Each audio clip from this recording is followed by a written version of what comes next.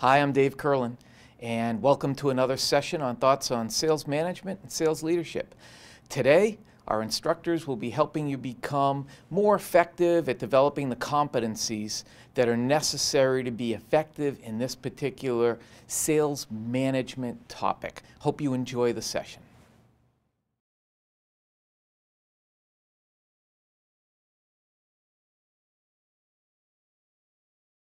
When we receive leads here at Kurlan & Associates, probably the number one question we're getting asked is, how can I do a better job at recruiting salespeople?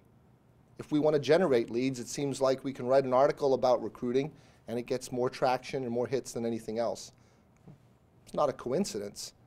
People have challenges when it comes to recruiting salespeople. Maybe you have challenges like that too. At Kurlan & Associates, some of the things we tend to address first is the fact that most companies are having problems because they're recruiting salespeople in the same fashion they recruit other people in their organization. That doesn't work. The role is totally different. Another reason why recruiting of salespeople fails is that people rely too much on resumes, too much on experience and track records that might be nothing more than a piece of paper. They rely too much on their gut instincts. That also doesn't work.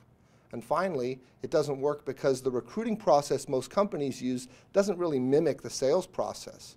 We're not seeing how a person performs under an environment that they will have to sell in. We're seeing how they'll perform in a very pleasant and amicable environment. So that's what we usually tell people. But there's another aspect of recruiting that's pretty interesting. One of the reasons that sales recruiting has seen so many challenges lately is that the landscape has changed.